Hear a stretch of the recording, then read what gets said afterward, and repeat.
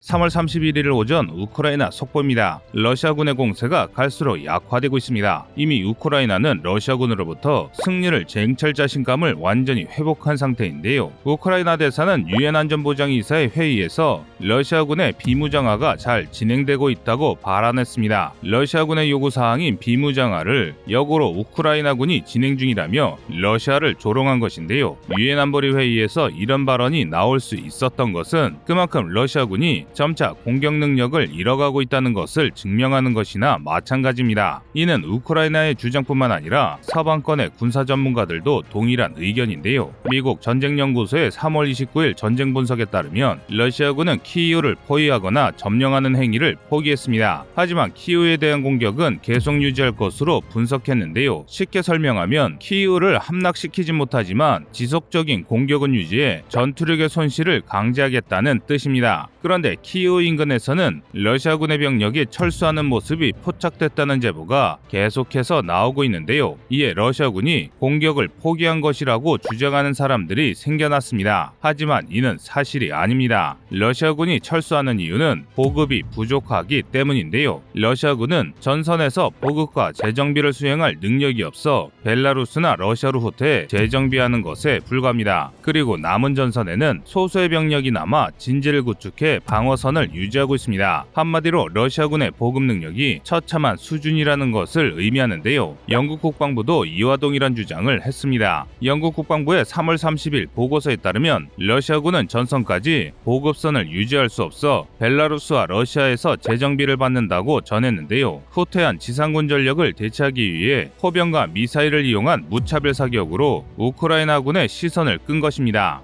이에 대해 영국 국방부는 러시아군의 동부전선 집중 발언을 전선 1개 이상 유지할 수 없기 때문이라고 분석했는데요. 하지만 우크라이나군이 이에 속지 않고 반격에 나서면서 러시아의 계획이 완전히 어그러진 상황입니다. 한편 러시아군의 의미 없는 침공에 우크라이나에서 반러 여론이 극에 달하고 있습니다. 친러 성향이 강했던 남부 지역조차 이제는 매우 강경한 반러 지역이 된 것입니다. 특히 친러의 중심 도시였던 오데사는 이번 전쟁을 계기로 완전히 러시아에서 돌아서 버렸는데요. 오데사는 인구 30%가 러시아인입니다. 그래서 한때 남부에서도 알아주는 친러 지역이었습니다. 2014년 돈바스 전쟁 당시는 친러 주민들이 우크라이나에 맞서 독립을 선포했을 정도로 러시아의 입김이 강했는데요. 그런데 이런 러시아의 지지율도 유로마이단, 러시아의 크림반도 침입, 돈바스 전쟁을 거치며 점차 약화되었습니다. 결국 러시아의 의미 없는 침략에 이골이 난 사람들은 러시아의 반기를 들기 시작했는데요. 보시는 바와 같이 오데사 시내의 도로를 일명 체코 고슴도치로 불리는 대전차장애물로 그야말로 도배를 해버렸습니다. 이는 같은 러시아인들조차 러시아군의 침입을 거절하겠다는 뜻인데요. 설령 러시아군이 자살 행위나 다를 바 없는 오데사 해안을 돌파하더라도 오데사 시내에 진입하는 순간 전멸당할 것은 불을 보듯 뻔합니다. 게다가 한 오데사 시민의 인터뷰가 공개되면서 오데사 시민들은 저항 의지를 더욱 불태웠는데요. 오데사 시민인 마리나 씨는 러시아군의 침략에 관련된 인터뷰를 진행했습니다. 1991년 체첸 전쟁, 2014년 돈바스 전쟁에 이어 벌써 세 번째 러시아군의 침략을 맞이한 마리나는 이제 도망치는 것에 지쳤다고 말합니다. 하지만 공격하는 러시아군에 맞서 도망치지 않고 저항할 것을 결의했는데요. 그런데 지금 우크라이나에는 수백만 명의 마리나가 있습니다. 따라서 러시아는 절대로 우크라이나를 무너뜨릴 수 없습니다. 오속보에서는 남부지역 크림반도와 관련된 더 자세한 소식 전해드리겠습니다. 이상 꺼리투브였습니다.